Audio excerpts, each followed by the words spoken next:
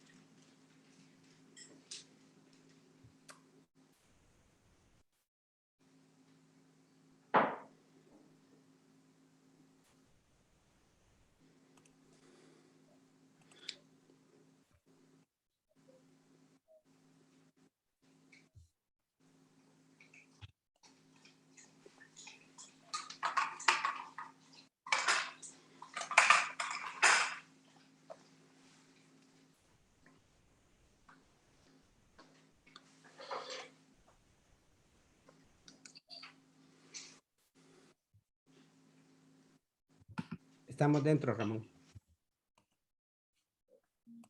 Ya. Ya. Listo. Muy buenas tardes y muy buenas noches a todos los amigos y amigas que en los 5 continentes del planeta Tierra están conectándose con nosotros en este momento. Es un orgullo para mí. Me llamo Ramón Cardona, su servidor. Estoy en el área de San Francisco, California, Estados Unidos, y esta es mi primera vez como invitado a entrevistar a un ser extraordinario desde El Salvador en vivo. Vamos a escuchar noticias, desarrollos y análisis sobre situaciones relevantes, muchas de ellas muy frescas que esta semana han ocurrido.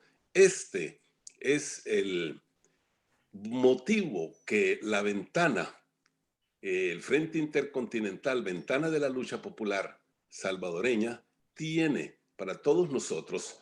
Sabemos lo difícil que es obtener información fresca, clara y verdadera. Por eso el objetivo de interlocutar con líderes en el ámbito político, social, económico, jurídico de El Salvador y escuchar de fuentes directas, acontecimientos y desarrollos como se van generando en El Salvador, porque nos preocupa, porque amamos nuestro país, porque hemos estado invertidos por décadas, muchos de nosotros, en querer un mejor El Salvador. Este es el propósito del Frente Intercontinental, Ventana de la Lucha del Pueblo Salvadoreño. Con nosotros este día tenemos una persona que quizás en el ámbito fuera de lo propio no era muy conocido y ahora se ha convertido no solo en El Salvador en una figura nacional, pero también internacional. Le damos la bienvenida al juez y profesor Juan Antonio Durán, conocido familiarmente también como Tony Durán. Muy buenas tardes, juez Durán. Aquí estamos. Este micrófono va a ser todo suyo durante esta próxima hora. Muchas gracias, don Ramón. Gracias por la invitación. Gracias al Frente Intercontinental Ventana de la Lucha Popular Salvadoreña por esta invitación, por este espacio que nos da también a los jueces, a los ciudadanos salvadoreños, de expresar nuestro punto de vista, ¿verdad? Ya que estamos hablando que es una sociedad abierta, entendemos que la democracia, de eso se trata, de que haya una libre fluidez de puntos de vista, ¿verdad? Para ir construyendo mejores consensos. De eso se trata. Pues aquí estamos a sus órdenes para lo que pueda servirles. Y yo le agradezco sus palabras de definirme como un ser extraordinario. Creo que me queda grande. Yo lo hago con la humildad de un salvadoreño, de un ciudadano, obviamente comprometido. Yo creo que este es un deber de todo salvadoreño, ¿verdad? Luchar por su país desde la trinchera que nos toca, ¿verdad? Que en el caso mío, que me formé como abogado y como juez, pues desde la trinchera del judicial, ¿verdad? Y que ha sido mancillada desde el 1 de mayo, desde antes del 1 de mayo. Pero bien, vamos a ir hablando sobre este tema a lo largo del programa. Gracias, don Ramón. Correcto, pero importante que nuestra audiencia por hoy presente y los que van a ver este programa más tarde, mañana, etcétera, conozcan un poco más sobre usted. Juan Antonio Durán, juez y profesor universitario, egresado de la Universidad Nacional de Costa Rica y la Universidad Centroamericana, UCA, en El Salvador, por hoy juez del Tribunal Segundo de Sentencia de Zacatecoluca. Previamente, magistrado de la Cámara Tercera de lo Penal.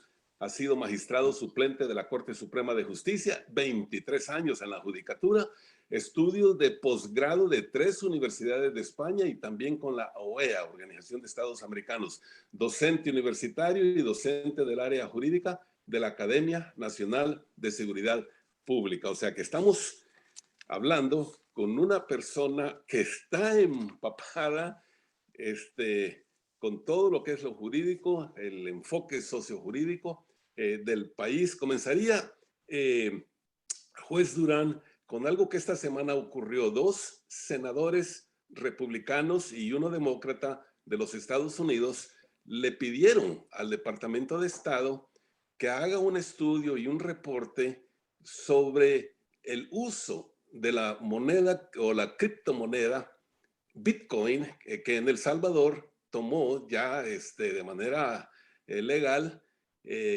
curso legal como moneda desde el pasado 7 de septiembre del 2021. Por ser un fenómeno de alcance, no solo El Salvador, sino que fuera de sus fronteras, hay preocupación sobre los riesgos que eso implica para la economía y las finanzas de los Estados Unidos. Es en ese sentido que estos senadores han pedido que se haga ese estudio y ese reporte. Ya el señor Bukele de principios les respondió, ¿verdad? Con una manera burlona, refiriéndose a ellos, a los boomers, ¿verdad? Esos son los baby boomers, quienes nacimos, yo estoy dentro de ellos, después de la Segunda Guerra Mundial, que se dio demográficamente un crecimiento enorme de natalidad entre 1944 y 1956, pero se refirió con mofa, como diciéndole, ¿verdad?, viejos seniles, así se le ha interpretado, y les dijo que ellos no tienen ninguna jurisdicción que hacer sobre los asuntos internos en El Salvador. Y al final de su mensaje, hay un mensaje, a mí me parece un poco críptico, ¿va?, donde les dice: no traten de controlar algo que ustedes no pueden controlar. Así que, ¿cuál es su lectura y análisis sobre esta iniciativa de los senadores y a la vez la respuesta que el señor presidente Bukele les dio? Mire, quizá me voy a anticipar con los efectos que esto va a dar. Yo creo que es el inicio del fin del régimen con esta iniciativa. El inicio del fin del régimen. Creo que el asunto es más grave de lo que él se imagina. El asunto no tiene que ver solo con el gobierno de los Estados Unidos. Esta acción que él está intentando y que está llevando a cabo tiene que ver con las finanzas mundiales. Con las finanzas mundiales. China mismo ha prohibido el empleo de criptomonedas a nivel nacional. También se han tomado pues acciones contra otros países, además de China, de cerrar este espacio de las criptomonedas. ¿Por qué razón? ¿Y por qué digo que va más allá del tema solo de Estados Unidos? Por los organismos multilaterales. Hay organismos financieros multilaterales como el Banco Mundial, el Fondo Monetario Internacional, que estos les prestan a los países, ¿verdad?, para fines de desarrollo, para fines de promover el desarrollo, se entregan estos dineros que los gobiernos les pagan en determinados periodos. Entonces, esto se hace por lo general con el dólar, que es la moneda de circulación pues, mundial. O al menos que es aceptada y es la que sirve como moneda de intercambio para las conversiones con las distintas monedas.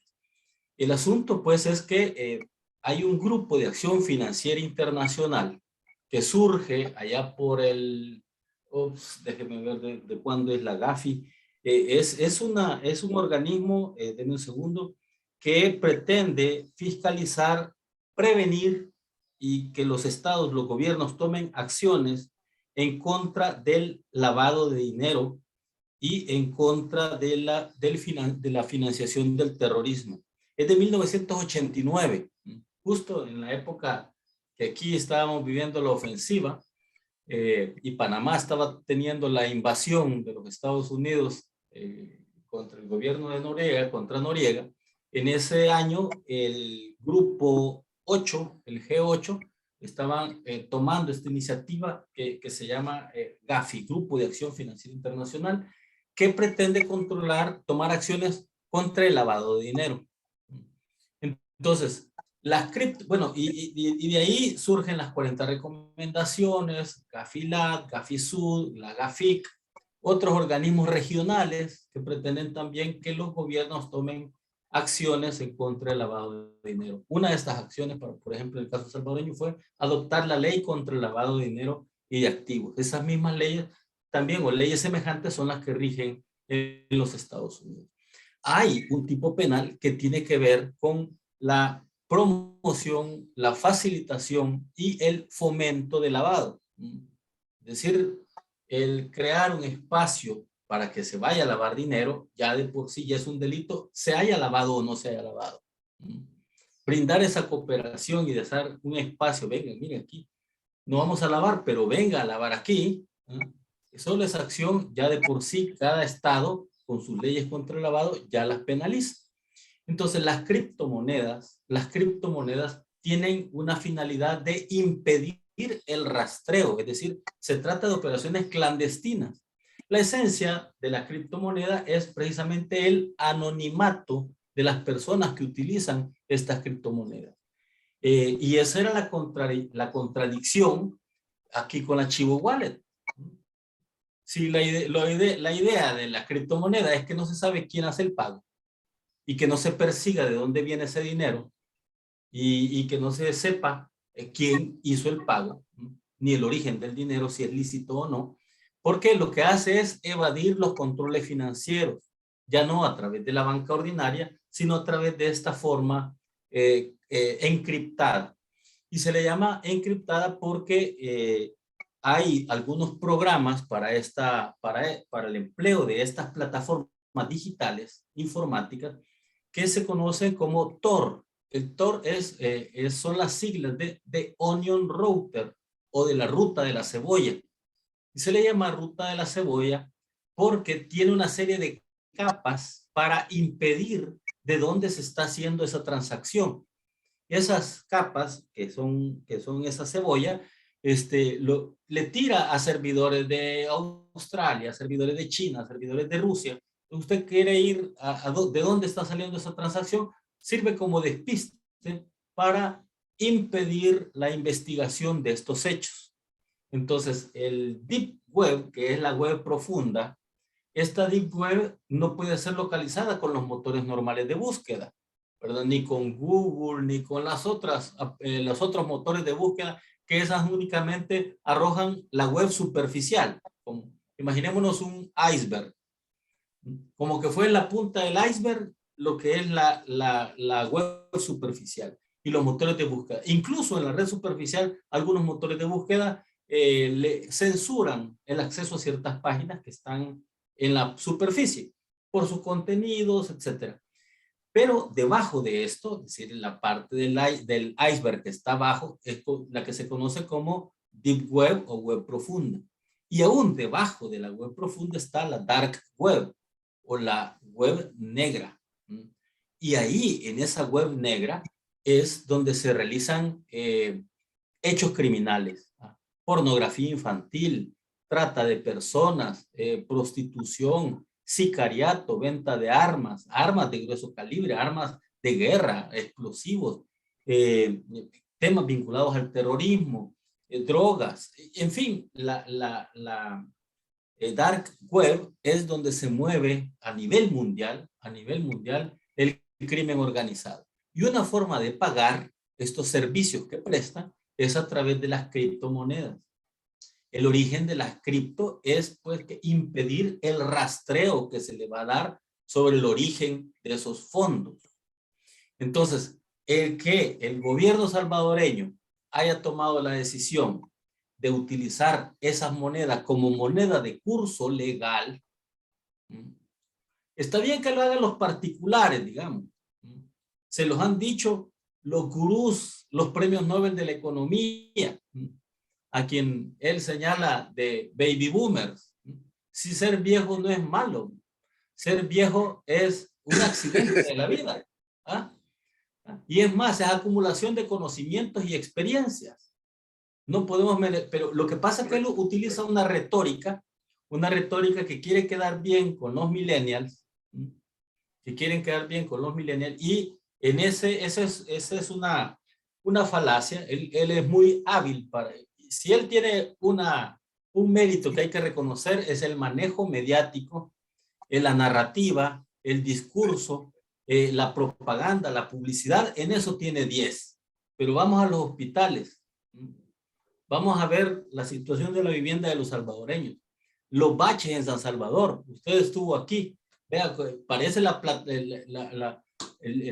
¿cómo se llama? Como que es la luna donde andamos.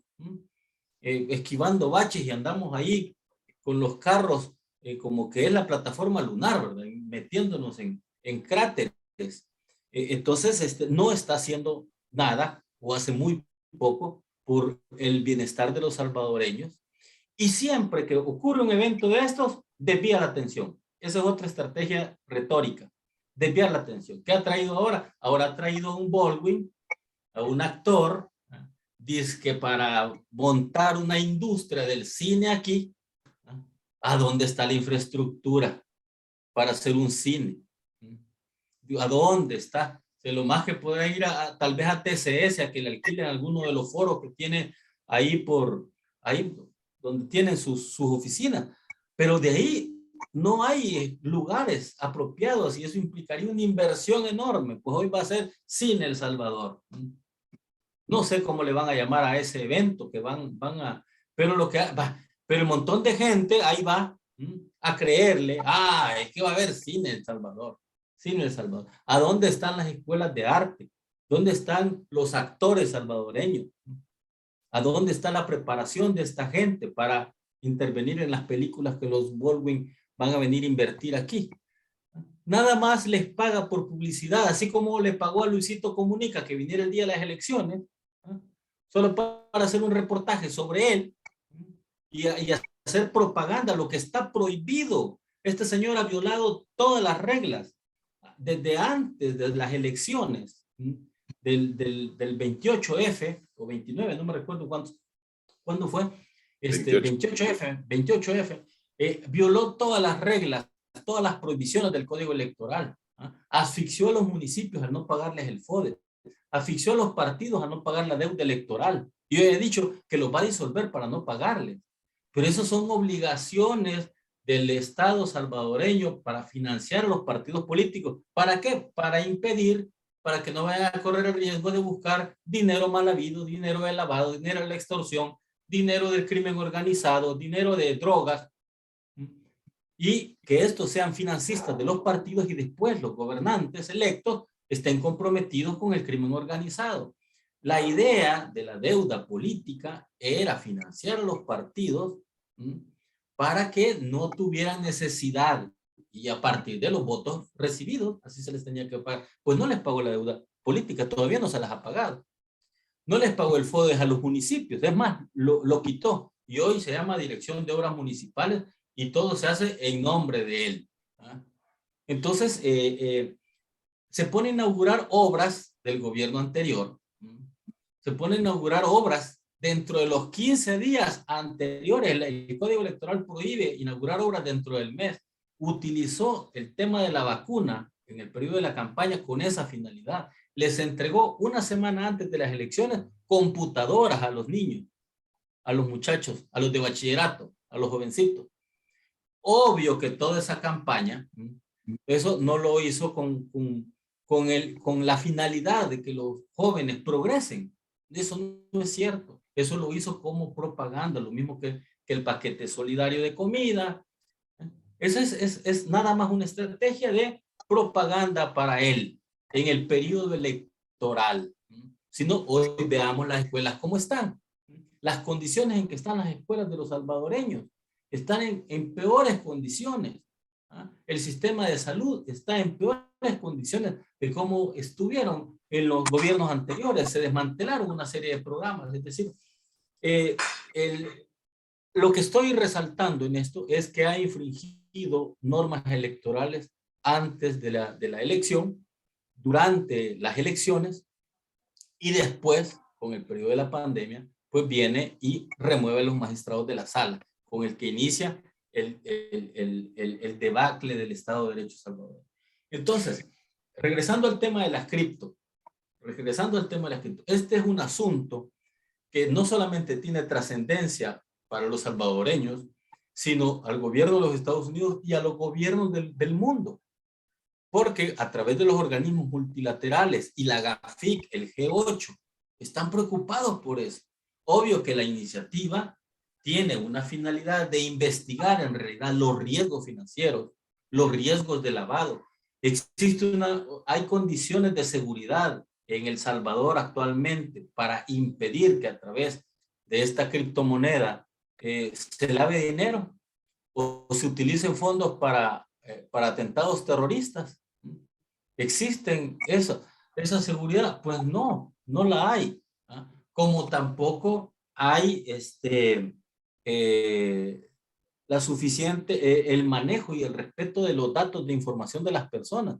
Esa billetera Chivo Wallet, para poder bajar esa aplicación al celular, le pedí un montón de permisos. Acceso a imágenes, acceso de video, acceso a sus audios que tiene ahí en sus archivos, acceso al GPS para poder activar cuando quieran, acceso a la cámara de video, acceso a la grabación del audio.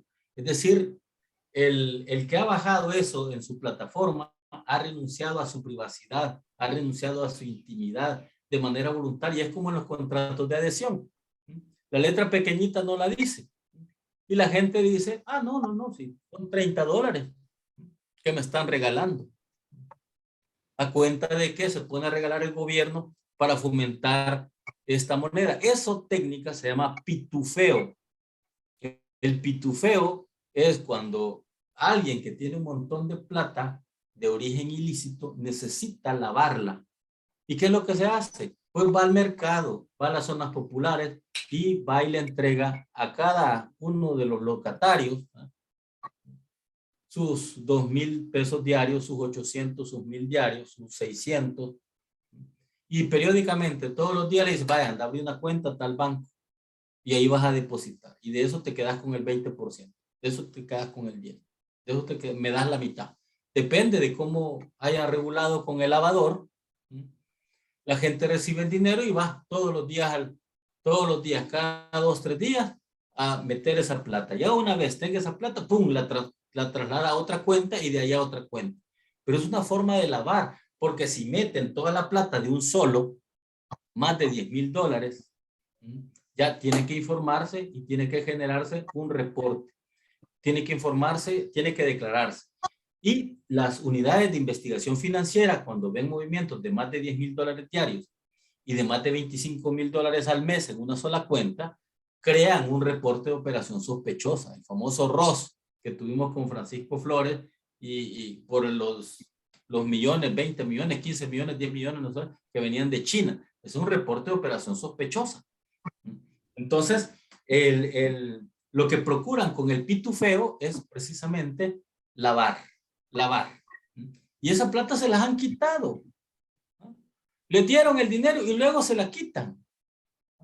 Porque la están sacando para otro lado. Están vaciando, están robando frente a nuestras narices. Y todo obviamente ya tenemos satélite, ¿verdad? Ya tenemos el tren del Pacífico, ya tenemos, ¿cómo se llama? Surf City, ya tenemos Bitcoin City y el hospital de perros y qué más, no sé qué otra cosa. Es un vendedor de humo, ni siquiera vende sueños, porque un vendedor de sueños genera ideales, le da ideales, a la gente la pone a soñar sobre sus derechos económicos, sociales y culturales, sobre las aspiraciones de lo que quiere hacer. Ni siquiera vende sueños, es un vendedor de humo. Es un vendedor de humo. A la gente de verdad la tiene embobada. Así que, para responder a su pregunta. ¿Mande?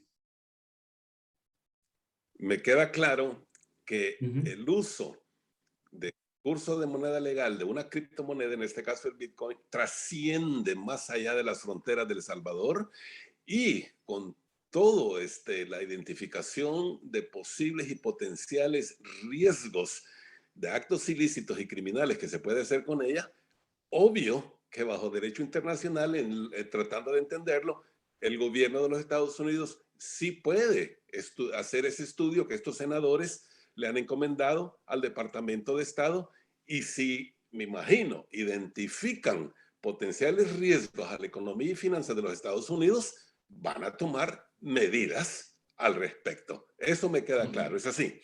Y sí, y es más, también el Parlamento Europeo lo podría hacer, porque son financistas del Banco Mundial y del Fondo Monetario Internacional, los gobiernos de la Unión Europea y la propia Unión Europea. Entonces ellos, por supuesto que tienen interés, porque le debemos un platal a estos organismos financieros.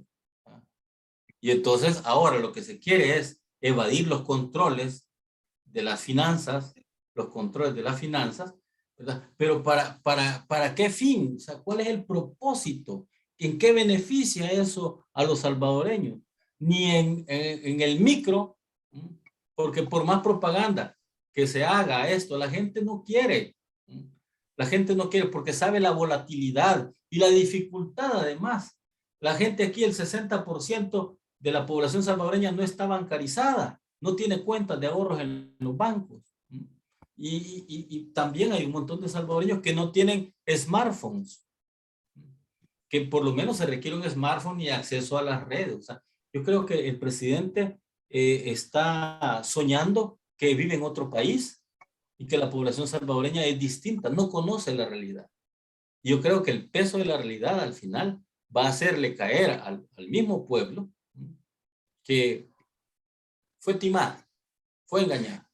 Así es, y esto no ha acabado. Ahora, igualmente esta semana en nuestra región fue sacudida por otro evento fuerte, que fue la detención, captura del expresidente de Honduras, Juan Orlando Hernández, solicitado por el gobierno de los Estados Unidos para una extradición. Fue capturado en su casa, fue mostrado a la prensa como un delincuente común, con esposado, con encadenado, y las acusaciones tienen que ver pues con el posibilitamiento del envío de toneladas de drogas a los Estados Unidos usando territorio hondureño, igual el uso indebido de armas. Esto fue esta semana.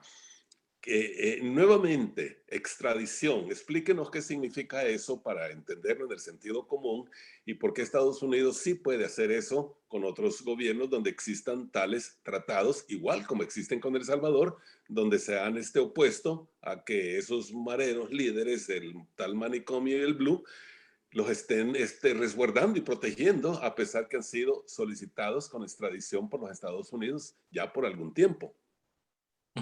Bueno, la extradición es un acto jurídico mediante el cual un estado le pide a otro estado que le entregue a un reo, a un imputado, a una persona. Esta extradición puede ser activa o pasiva. Activa cuando la pide, pasiva cuando le entrega. Si El Salvador pidiera que se le entregue a alguien a los Estados Unidos, entonces si Estados Unidos es el requerido, sería extradición pasiva el que lo mandara, y activa quien lo pide.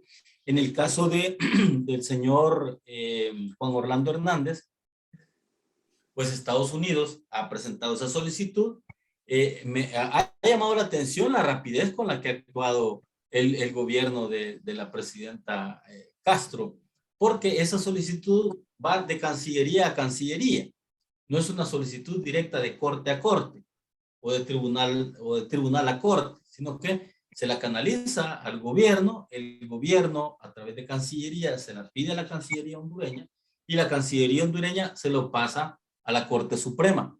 La Corte Suprema todavía anduvo circulando en la web la imagen del momento donde la Corte Plena de Honduras estaba sesionando para decidir o no la extradición. Y esa era una sesión en vivo. O sea, la televisaron y todos discutieron el hecho, cuáles eran las evidencias, ¿verdad? Y consideraron necesario pasárselo a un juez que determinara la procedencia o no de la extradición. Este juez recibió, una vez fue designado, recibe la solicitud de extradición y él, vista la información que el gobierno estadounidense ha presentado, decreta detención inmediatamente. No lo citó, pudo haberlo citado, pudo haberlo ido a buscar, como cuando en el caso de los jesuitas, el gobierno de España, el gobierno de España solicitó la extradición de algunos militares acá que se fueron a refugiar a la antigua Guardia Nacional y un juez salvadoreño los fue a intimar. Solamente lo fue a recibirle sus datos generales, decirle, mira, hay un proceso de extradición en contra de usted. Le informó a la corte dónde estaban, a la orden de ellos. Si la corte hubiera accedido, pudo haber decretado detención y de igual manera proceder a la entrega. Pero en aquel momento igual la corte la denegó, ¿verdad? Al igual que el tema del Blue y el manicomio, aun cuando ya había una decisión de corte plena, esta decisión no fue firmada, ¿verdad? Pero sí ya había sido tomada esa decisión, revierten los nuevos magistrados, revierten esa decisión y ahora la deniegan las dos extradiciones. Ahora, el punto es que en el caso hondureño, el juez debe analizar la información, pasársela a la corte y la corte decidir al final, con lo que el informe del juez y con las evidencias, decidir o no la extradición de Juan Orlando Hernández. Fue una cuestión rápida, de un día para otro, asunto que llama la atención también. Pero creo que el gran mensaje, la gran lección que nos queda es que el poder es efímero y que las cosas cambian de la noche a la mañana. Entonces, en estos asuntos, que quien se considera por encima de la ley, quien se considera por encima de la Constitución y que puede realizar actos inconstitucionales, ilegales, arbitrarios, y que se va a hacer su voluntad por encima de lo que rigen las leyes, ese corre el riesgo también que tarde o temprano la ley, la Constitución, también le pase factura. Muy bien. En El Salvador también tenemos personas que bajo la ley de identificar seres corruptos, la lista Engel, de ahí está la otra lista, Magnitsky, hay personajes salvadoreños en esas listas. ¿Deberían estas personas preocuparse porque esto puede ser un futuro para ellos, pedir su extradición? Sí, es parte de los riesgos que se corren. Yo al inicio le decía que yo creo que es el inicio del fin de este régimen, porque yo la verdad no le veía por dónde, porque la elección de 2024, me parece, la elección de 2024, así como está la gente y los niveles de popularidad que tiene el presidente por la manipulación de la propaganda y la publicidad y toda esta maquinaria, ¿verdad?, que funciona en torno a ellos, con los troles pagados, con un periódico que es de él y que lo vive alabando, ¿verdad?, a él y a la gente de su gobierno, y que oculta todos los atropellos, oculta temas que son de trascendencia nacional, como los desaparecidos, ¿verdad?, las fosas clandestinas, las fosas estas donde se han encontrado cuerpos de salvadoreños desaparecidos también. Oculta una serie de información, y todo esto es el país de las maravillas. Usted le agarra ese periódico y aquí vivimos en el paraíso terrenal, ¿verdad? El león come junto al cordero y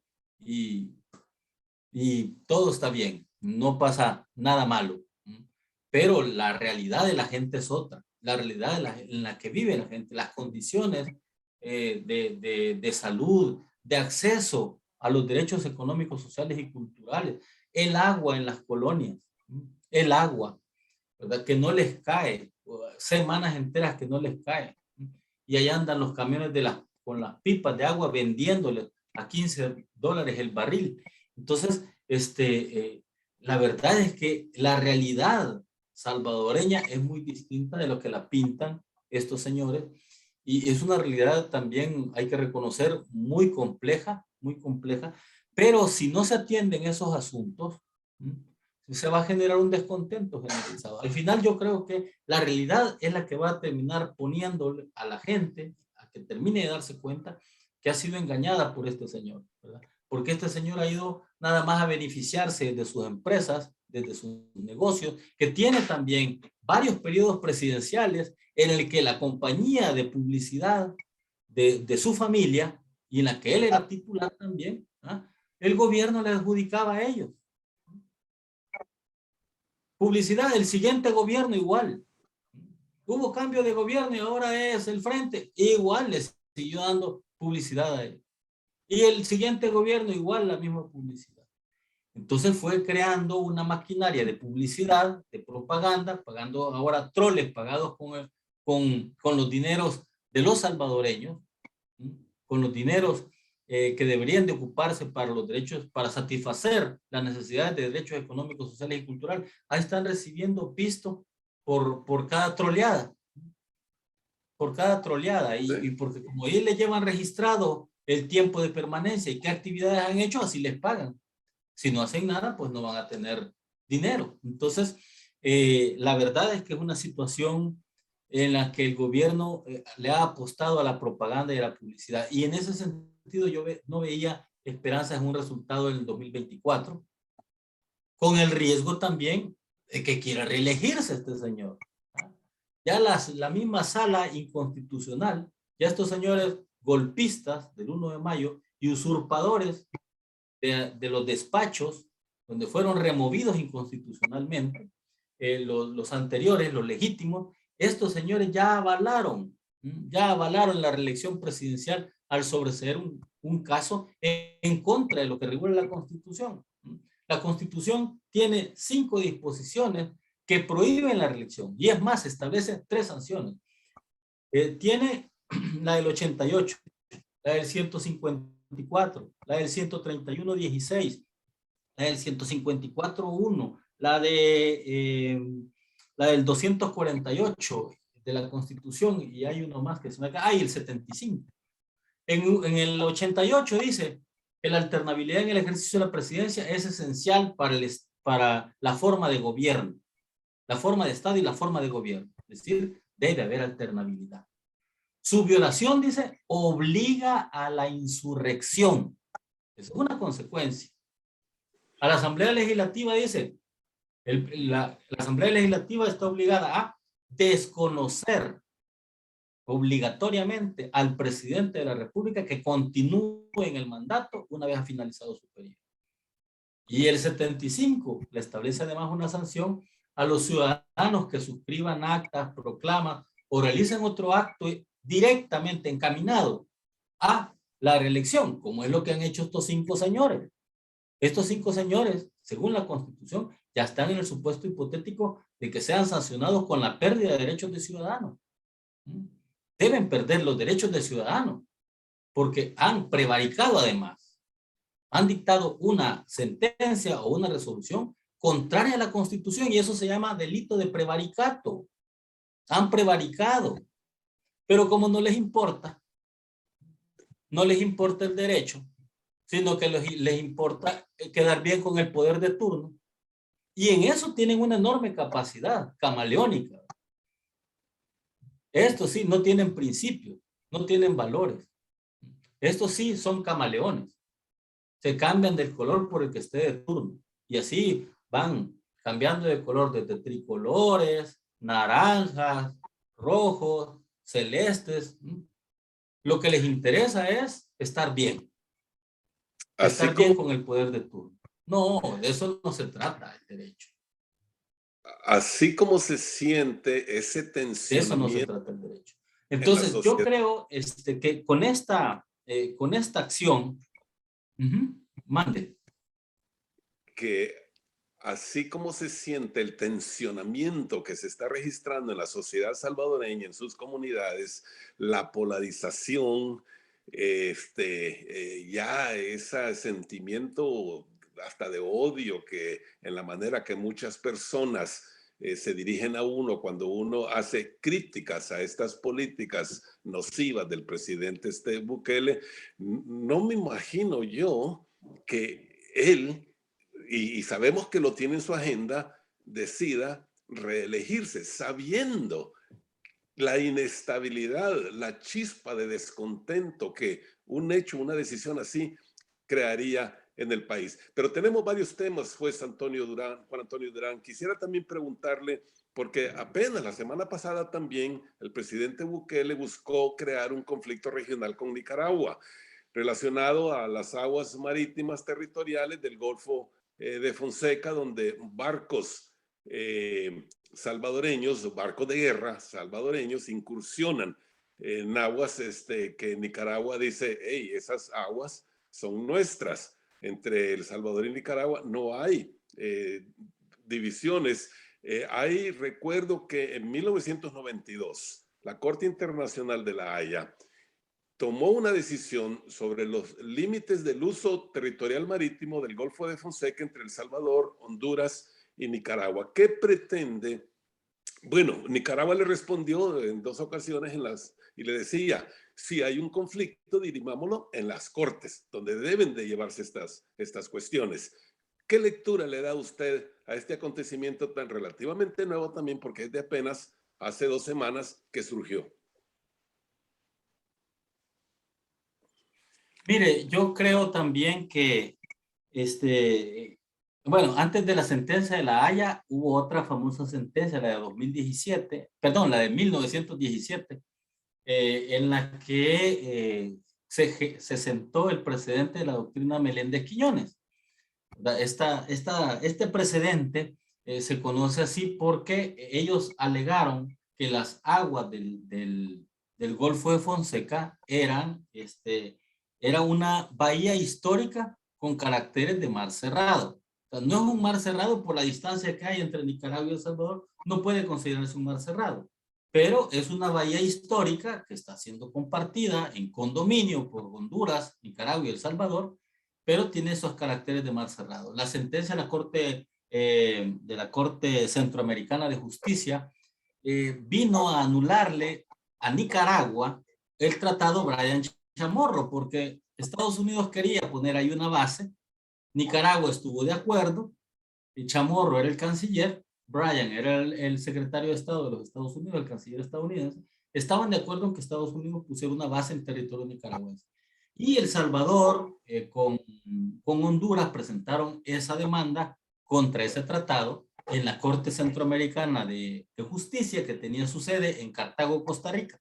Y en aquel momento, la Corte Centroamericana fue la sentencia más importante que dio y la última.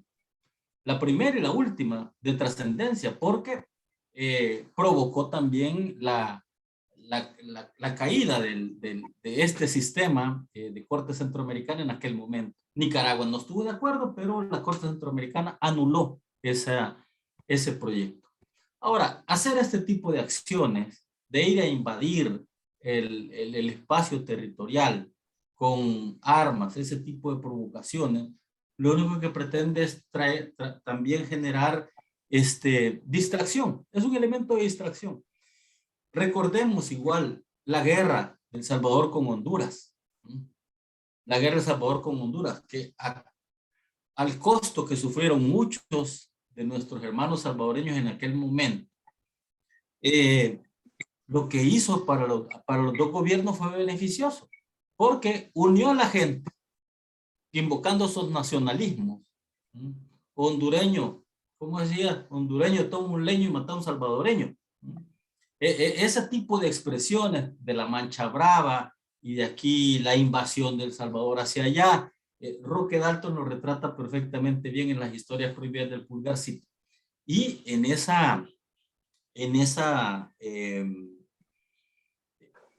eso al final hizo que los ejércitos de ambos países, tanto de Honduras como de El Salvador, se armaran, persiguieron a los opositores, que ya andaban ahí los movimientos en aquel momento revolucionarios, los movimientos insurgentes, Lo reprimieron en Honduras y lo reprimieron en El Salvador. Esa guerra sirvió pues para acusar también de hondureños o de salvadoreños allá a muchos con nacionales y ser castigados. Entonces, ¿eso que generó esa guerra? Pues hace que la gente se sienta nacionalista, patriótica y quiera abrazar al presidente y refugiarse en bajo la figura del presidente. Entonces, esta provocación de parte de la naval salvadoreña, del ejército salvadoreño, no es más también que por un lado, por un asunto de distracción de los problemas salvadoreños, pero por otro también lo que pretende es tocar las fibras nacionalistas para que los salvadoreños nos pongamos más salvadoreños en torno a nuestro líder, en torno a nuestro presidente, ¿verdad? Que él va a liderar el conflicto que se logre generar contra Nicaragua. Y por otro lado, Nicaragua va a tener lo propio allá con su presidente. La gente se va a refugiar y va a abrazar a su presidente sin importarle las condiciones en que está. Es decir, explotan sentimientos, emociones de nacionalismo, ¿verdad?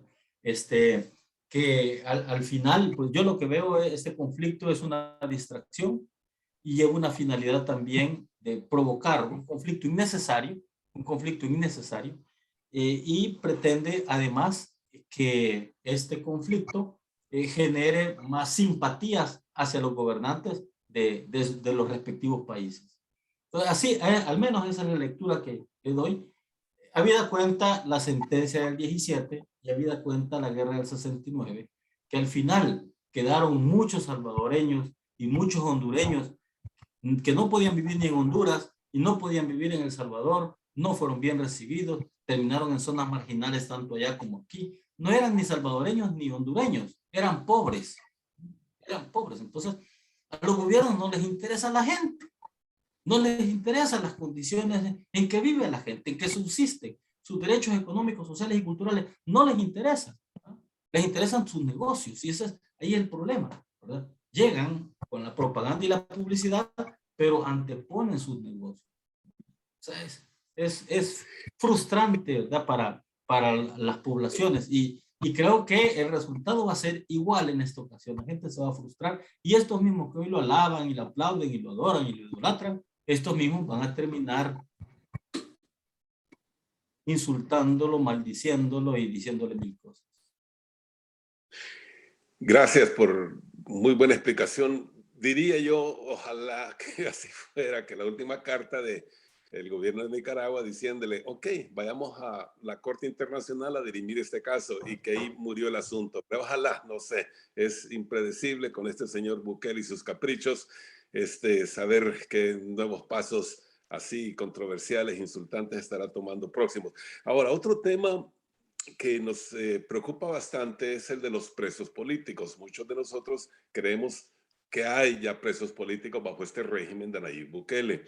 El Comité de Familiares de Presos y Presas Políticas contabiliza que hay 36 de ellos. En la mayoría de los casos han sido acusados con cargos de lavado de dinero, enriquecimiento ilícito, y creo yo que si recuerdo bien, fue el 22 de julio del año pasado que nos conmocionó en la manera como la ex ministra de Salud, Violeta Mengíbar, el ex ministro de Hacienda, Carlos Cáceres, los ex viceministros Hugo Flores y Calixto Mejía, y la viceministra de Ciencia y Tecnología, una gran científica de las pocas que hay en El Salvador, Erlinda Handal, de maneras engañosas, fueron detenidas. Han estado todo este tiempo detenidas, incomunicados. Los abogados, entiendo yo, les cuesta poder llegar con ellos a hacer el debido papel como representantes legales, que son, en el caso de Violeta, entiendo yo que han estado también en celdas antihigiénicas, con poca luz, húmedas, y estamos hablando de personas ya mayores, con situaciones frágiles de salud. Ha habido entre las acusaciones de los abogados un grueso volumen de violaciones a lo que se considera en todos los países prácticamente democráticos el debido proceso de ley. ¿Cuál es su lectura sobre lo que muchos de nosotros consideramos ya hay presos políticos en El Salvador? Bueno, mire, esto yo lo veo desde la perspectiva de la independencia judicial, ¿verdad?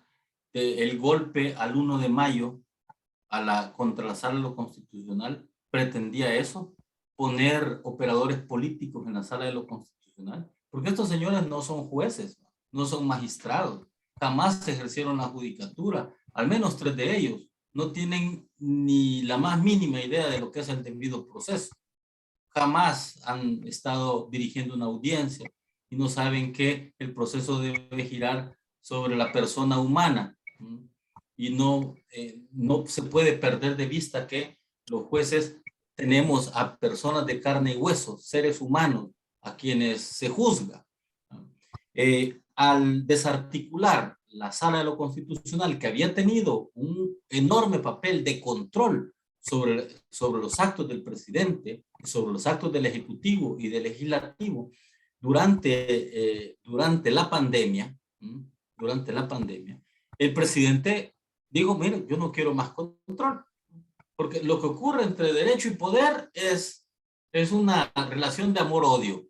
El poder necesita el derecho para legitimarse, pero una vez se ha legitimado, la función del poder, del derecho, perdón, es establecerle límites al poder y controlar el poder. Y eso es lo que ya no le gusta al poder. El poder no quiere límites, el poder no quiere control. Desarticuló la sala constitucional, puso a sus empleados como magistrados de la sala, usurpando las funciones legítimas que corresponden a los otros señores que dictaron un mandamiento judicial 1/2021, y esa sentencia no se ha cumplido. Fue una sentencia, el mandamiento judicial 1/2021, que declaró inconstitucional el proceso de remoción que estaban llevando a cabo, y no ha cumplido ni la Asamblea Legislativa. Aquí están en una situación de desobediencia, y tampoco la ha cumplido el presidente de la República, quien ha desobedecido también esa sentencia. Y los mismos señores usurpadores que están ahí tampoco han cumplido con esa decisión. Entonces, a partir de ahí, 1, y 2, el golpe que se da contra el órgano judicial, jubilando de manera anticipada a los jueces a la edad de 60 años, se sacudió a un montón de jueces con conocimiento y con experiencia, siempre dentro de la misma lógica de que todo lo viejo está malo. No es cierto, ¿verdad? Hay nuevas ideas que son pésimas ideas. No necesariamente lo nuevo implica que sea bueno, y hay viejas ideas que son buenas. El Estado de Derecho, el que el poder se someta al derecho, el que el poder se ejerza de manera separada, la separación de poderes, donde un órgano administre, otro legisle y otro juzgue los actos de los otros dos, esa idea es vieja. José Luis o Luis de Secondat, barón de Montesquieu, en la revolución, durante la Revolución Francesa, cuando se escribe el espíritu de las leyes, John Locke también en el periodo de la Ilustración, gente que escribió eso a 300 años hace, y siguen teniendo vigencia.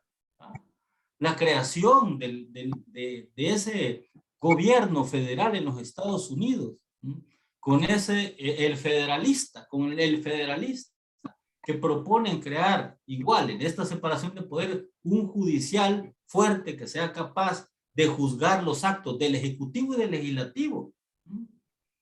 Cuando se dio una ley, no me recuerdo si era la ley Helms-Burton, en el que todas las unidades de salud, los hospitales allá en los Estados Unidos, si llegaba un enfermo, un accidentado, tenía que darle su estatus migratorio, y las autoridades de salud informarle a migración, al ICE, informarle a migración que había ahí un ilegal o alguien en condición migratoria irregular, y llegaba la policía. El decreto fue aprobado por el Congreso, fue avalado por el presidente en su momento, y de esa manera los hospitales empezaron a informar: mire, aquí tenemos un ilegal, aquí tenemos otro paciente ilegal. Llegaba la policía, lo recogió, y de los primeros casos que se dieron ante los jueces de migración ¿Qué dijeron? Mire, el acceso a los servicios de salud es un derecho humano, independiente del estatus migratorio con que la gente llega.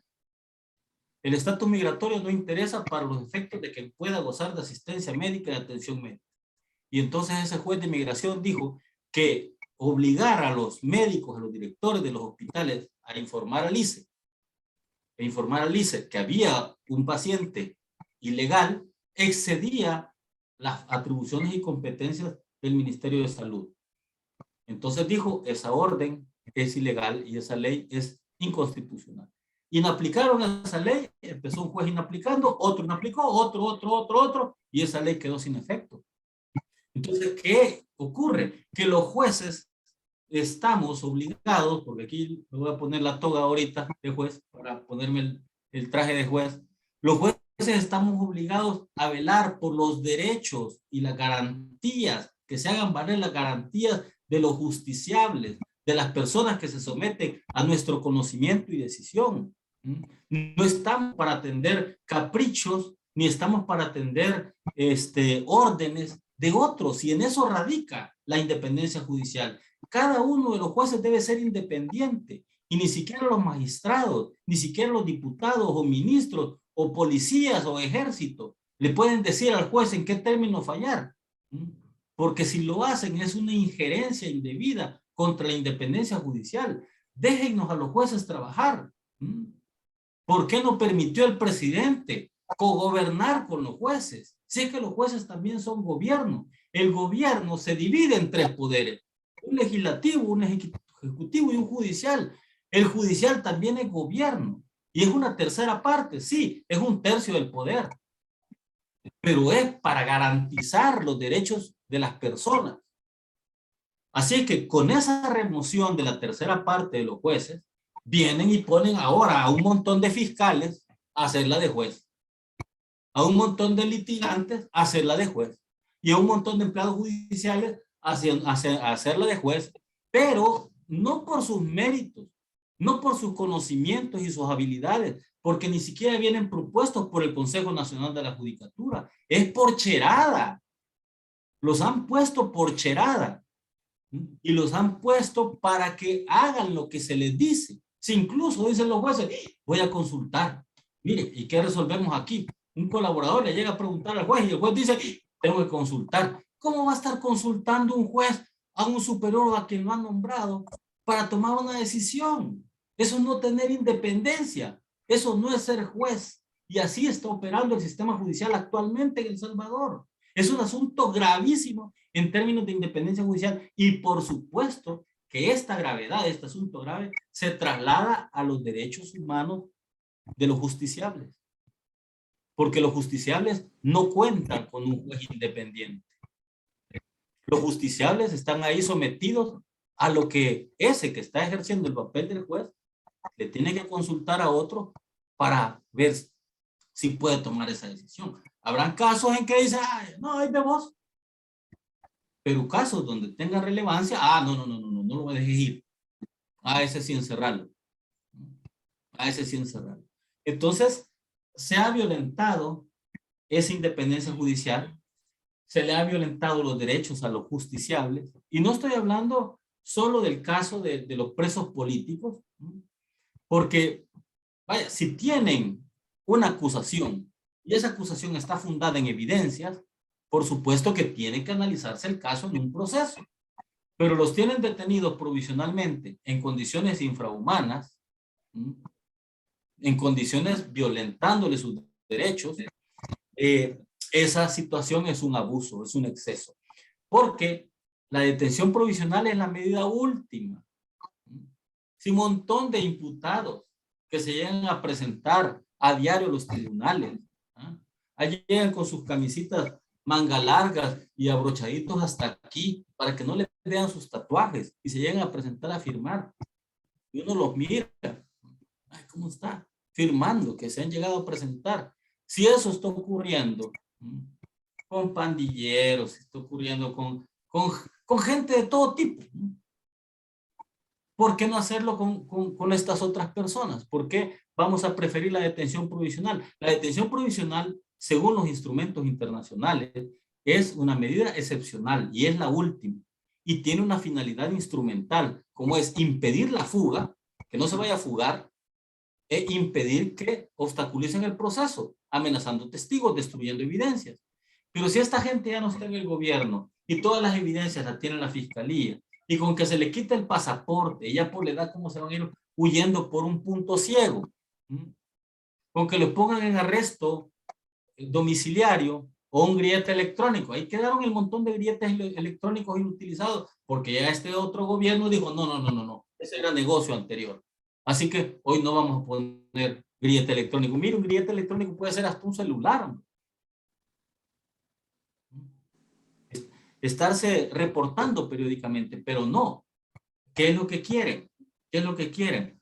Instrumentalizar el derecho penal y el proceso penal, instrumentalizarlo como una forma de infundirle terror a la gente, como una forma de aterrorizar.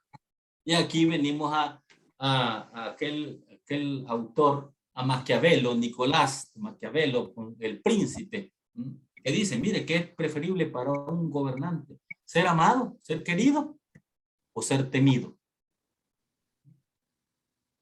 Y Maquiavelo le recomienda, es preferible ser temido, porque con miedo la gente no se le va a acercar, y le va a tener miedo y va a hacer caso a lo que usted diga. En cambio, si es amado, puede llegar un traidor ahí, que dice que amándolo lo va a traicionar.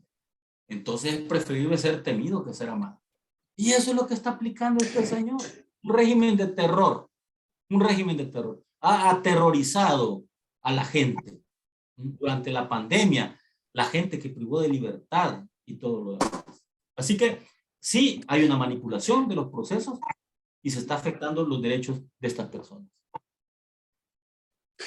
Juez Juan Antonio Durán, estamos llegando al final de esta entrevista. Todavía hay varios temas. Creo yo que los vamos a comprometer a usted para seguir estas lecciones que nos está dando sobre la situación jurídica de El Salvador, sobre temas propios y reales que están ocurriendo. Lo que usted mencionó sobre lo de los migrantes es una situación terrible, porque yo declaro que hemos sido víctimas en nuestros países porque hemos salido a emigrar no de manera voluntaria, sino para la sobrevivencia, y al llegar a este país somos doblemente, o a cualquier otro país, victimizados por la discriminación, el racismo que se da, pero al igual por iniciativas de ley. La iniciativa de ley de California de 1994, Proposición 184, fue la que establecía la criminalización de los migrantes indocumentados, y no había escuela para ellos, no había salud para ellos. Incluso si tú tenías a alguien indocumentado en tu casa, ya tú eras criminal. La ley que usted mencionó. Arizona pasó una ley que todo policía que detuviera un motorista y estableciera que fuera indocumentado, lo detenía, y ahí mismo llamaba a las autoridades de aduana e inmigración, que es el brazo policíaco de inmigración, para procesar con cargos de deportación a personas que no han regularizado su estatus migratorio en los Estados Unidos. Y ahora, precisamente la semana pasada, la congresista María Elvira Salazar de Miami, Florida, ha propuesto una nueva ley de reforma migratoria, la Dignity Act, la ley de la dignidad, bastante terrible, pero el punto al que yo me refiero, ya leyendo los aspectos específicos, de nuevo trae a colación penalizar a personas que de una u otra manera ayudan, asisten, benefician a personas indocumentadas. Imagínense todavía en estos tiempos modernos lo que estamos enfrentando. Mis últimos dos temas, juez Juan Antonio Durán, tienen que ver con los salvadoreños en Estados Unidos y la instrumentalización que el presidente Bukele hace con ellos, especialmente dado su pleito que innecesario completamente, pero que lo ha hecho y ha llevado a tensionar las relaciones diplomáticas con Estados Unidos y a asumir posiciones de intromisión en políticas internas de Estados Unidos, como la de llamar a no voten, ¿verdad? No vayan a las elecciones o no voten por tal persona, ¿verdad? Aquí mucho salvadoreño, fiel seguidor, sin ponderar debidamente y razonar, se han metido hasta hacer amenazas de muerte a la congresista Norma Torres, a lanzar insultos, vituperios, y muchos de ellos no son todavía ciudadanos naturalizados de este país. Pueden ser residentes permanentes, pueden ser TPS, o muchos igualmente indocumentados. Esto les puede traer aquí ramificaciones negativas cuando traten de regularizar su estatus migratorio, porque en los formularios preguntan, hay más de 100 preguntas en algunos formularios sobre violaciones a la ley. Hay preguntas que si uno anduvo hasta con Hitler allá en la Segunda Guerra Mundial metiendo gente a las cámaras de gas, ese punto. Y el otro que sí es el que quisiera que toquemos en un futuro próximo, es el de la ley de justicia transicional, porque es otro de los aspectos históricos y grandes deudas que como sociedad salvadoreña todavía cargamos. Este último tal vez, si solo lo toca y lo dejamos pendiente, pero el primero, ¿qué advertencia le da a los salvadoreños migrantes en Estados Unidos sobre respetar la ley acá? Bueno, lo que pasa es que el presidente se contradice, entra en una contrariedad más que en una contradicción, porque está pidiendo respeto a la soberanía y a que no se metan en los asuntos internos de El Salvador, pero él sí se mete en la política electoral estadounidense. Él se llama a no votar con los congresistas de allá. Y aquí, que yo recuerde, ningún embajador ni encargado de negocios o encargada de negocios ha dicho no voten por este candidato o no voten por este otro. Ha sido respetuoso, al menos sus representantes acá, ¿verdad? Ya lo más que han llegado es apoyar a algún candidato con alguna foto, ¿verdad? O algún funcionario, pero nunca, que yo recuerde, han dicho no voten por este y voten por este, como sí lo está haciendo el presidente. Desde ahí, la primera contrariedad. Segundo, ¿verdad? El llamado quizá a los salvadoreños que están allá en los Estados Unidos. El llamado es a que abran sus ojos y escuchen, abran sus oídos, ¿verdad? El asunto no es como se los cuentan, no es como se los pintan. La realidad salvadoreña es muy distinta. Yo no estoy aquí porque me han querido implicar en cosas de los gobiernos anteriores. No, yo no. Y me dicen, mire, pero es que usted tiene aspiraciones presidenciales. Tampoco tengo aspiraciones presidenciales. Yo como juez me siento obligado porque yo juré cumplir y hacer cumplir la Constitución. Y todas estas acciones que, como se cerraron todos los espacios institucionales, ¿qué es lo que le queda a la gente? ¿Y qué es lo que le queda al pueblo? ¿Y qué es lo que le queda a los jueces? Salir a las calles, a protestar y a denunciar y a realizar acciones. Nosotros también hemos realizado acciones jurídicas.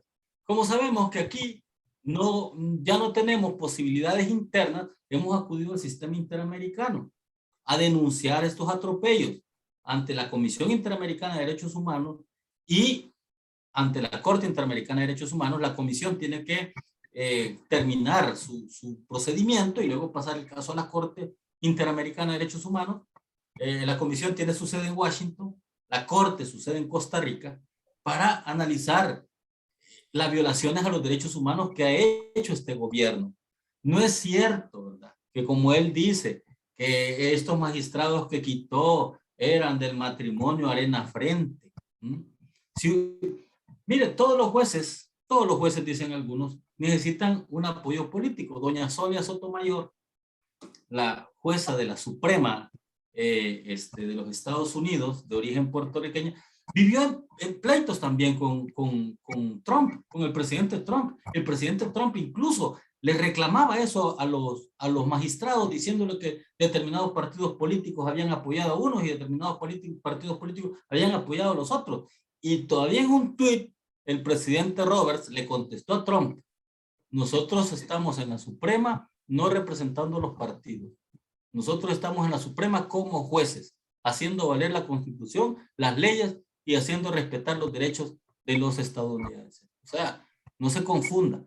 El juez, aun cuando tenga un apoyo, una vez que esté en el cargo, se debe olvidar de eso. El juez tiene el deber de ingratitud. Por ahí escribí un artículo que me publicó algún medio que se llama El deber de ingratitud. El juez debe ser ingrato una vez llega al cargo. Y está incluso, algunos incluso hasta exigen que el primer voto en el que hay un asunto de quien lo propuso sea en contra de eso, en contra de el juez, para garantizar esa independencia de esos apoyos, porque es gobierno, obviamente como tiene un contenido político, es inevitable, pero el comportamiento que tuvo la Sala de lo Constitucional removida, fíjese, durante la pandemia encerraron a cientos de salvadoreños en los centros de contención. Desobedecieron la cuarentena, sí, pero los hubieran regresado a su casa. No, los meten a centros de contención, privándolos de libertad 30 días, 50 días, un mes, sin haber cometido delito, sin haberles abierto un proceso ni puesto a la orden de ninguna autoridad judicial y sin base legal, porque el Código de Salud establece que la violación de la cuarentena se sanciona con multa, no con privación de libertad. Ahí se dieron centenares y miles de privaciones de libertad y la Sala de lo Constitucional ordenó que se pusieran en libertad. ¿Qué pasó con la gente que quedó varada, que no pudo regresar al país? Porque cuando cerró las fronteras el gobierno, pasaron afuera del país como 6 semanas, mes y medio. Mucha gente se endeudó. Estaban aquí cerca, en Guatemala, en Honduras, pero si no tienen dónde vivir, tienen que pagar hotel, toparon las tarjetas y no les permitían ingresar al país. Es decir, fueron irracionales esas medidas, fueron excesivas. Y muchas también gentes en esos centros de contagio, porque no eran centros de contención, se enfermaron y murieron por estar encerrados y ahí se contagiaron. La otra decisión que tomó el acuerdo ejecutivo para privar de libre tránsito a los salvadoreños. No podía andar usted en su vehículo si no tenía una tarjeta de permiso del jefe. Y sobre todo para ciertas áreas, ciertos rubros de la economía. Y toda la demás gente encerrada. Estos conflictos entre los gobiernos con el judicial fueron no solo aquí en El Salvador, fueron en todo el mundo y se documentaron casi de manera inmediata. Ahí mismo en los Estados Unidos las cortes estatales entraron en conflicto con los gobiernos estatales también ante la rigurosidad de estas medidas y la protección a los derechos de las personas, pero por eso no los removieron. Ni siquiera Trump removió a los magistrados de la corte que fallaron en contra de él. Pero imaginémonos un solo instante. Trump tiene mayoría absoluta en el Congreso de los Estados Unidos. Y con esa mayoría absoluta, Trump decide remover a los 9 magistrados de la Corte Suprema. Y en su lugar poner a los 9 magistrados favorables a él. Imaginémonos hipotéticamente qué ocurriría en los Estados Unidos si un presidente quisiera remover siquiera a un magistrado de la Suprema. Ya no digamos a los 9. La gente se lanzaría a las calles. Los partidos, el gobierno. Es exactamente lo que aquí ha hecho este señor Bukele. Remover a la Sala de lo Constitucional que lo estaba controlando, que estaba controlando sus actos, removerlo y poner a sus empleados, a sus abogados. El uno empleado de Casa Presidencial, colaborador jurídico del asistente del secretario jurídico. El otro, defensor del director de la policía. El otro, en fin, pone a sus empleados, gente y un par de magistrados de la Suprema que estaban ahí, que estuvieron dispuestos a violar la Constitución con tal de mantenerse en el cargo.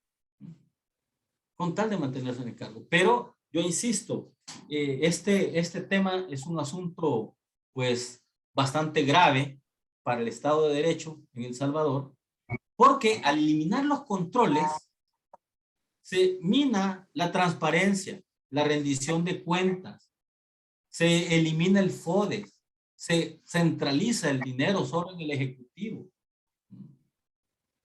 y se criminaliza la oposición, se criminaliza el libre pensamiento y el disenso. ¿ah?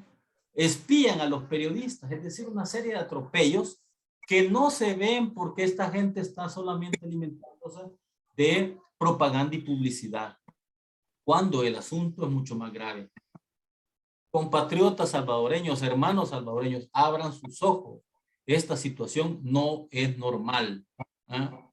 No es normal. Esta situación es contraria al Estado de Derecho. Yo no estoy defendiendo ni mi cargo. Lo único que estoy haciendo es defendiendo la Constitución y el Estado de Derecho, porque este señor se quiere perpetuar en el poder. Pero hoy, con esta iniciativa del Senado, yo veo luces de esperanza y creo que, como dije, es el inicio del fin del régimen.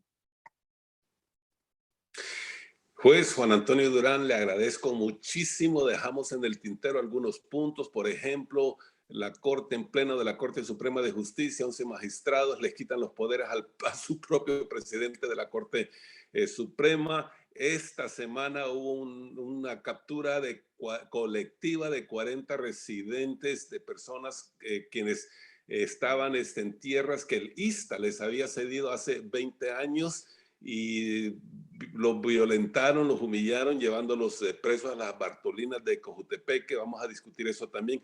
Las comisiones especiales que le llaman sobre sueldos o enriquecimiento ilícito, que más que nada son un espectáculo, otro show más que está sucediendo.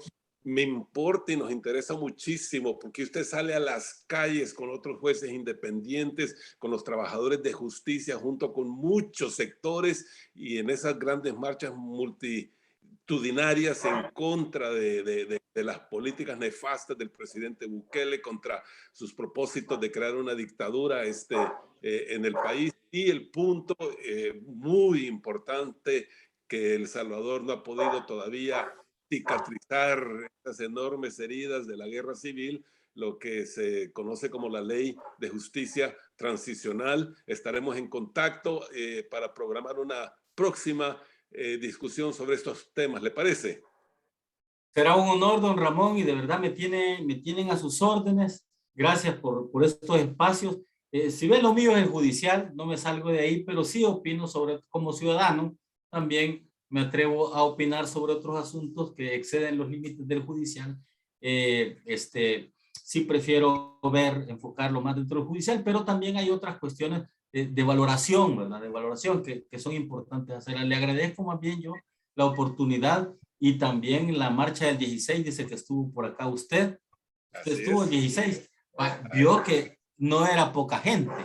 No. No como publica el gobierno antes de la concentración o hasta ahora después de la concentración, que mandan esos drones a ver cuando ya las cosas han pasado. ¿No? Pero la gente sale. A mí me viven preguntando cuándo va a haber otra marcha. ¿Cuándo va a haber otra marcha? Me escriben a mis redes, a mis mensajes, ¿verdad? ¿Cuándo va a haber otra? ¿Qué otra actividad va a haber? ¿Por qué? Porque la gente quiere desencadenar el descontento, ¿verdad? Hay mucho descontento, hay mucha frustración. Insisto, ¿verdad? Para los hermanos salvadoreños en el exterior, ¿verdad? Ya sea los que están con el presidente, pues que abran sus ojos, que reflexionen, que no se dejen dar a tol con el dedo. Y para los otros que no desfallezcan, que no se desesperen, que no es ni la primera batalla ni la última. Tampoco perdamos la esperanza que puede el siguiente gobierno ser peor que este, ¿verdad? Porque hay que estar preparado para todo, ¿verdad? Pero no podemos desalentarnos, no podemos perder la fe en el derecho, la fe en la humanidad, en que podemos hacer las cosas bien. Muchas gracias, don Ramón, por la invitación. Por su tiempo y compartir con nosotros ese conocimiento tan vasto suyo y análisis de la realidad de El Salvador en su propio área y experticia. Gracias, y también gracias al Frente Intercontinental, ventana de la lucha del pueblo salvadoreño, transmitiendo a los 5 continentes del planeta Tierra. Muchas gracias, juez Durán. Será hasta la próxima. Hasta la próxima. Saludos a todos.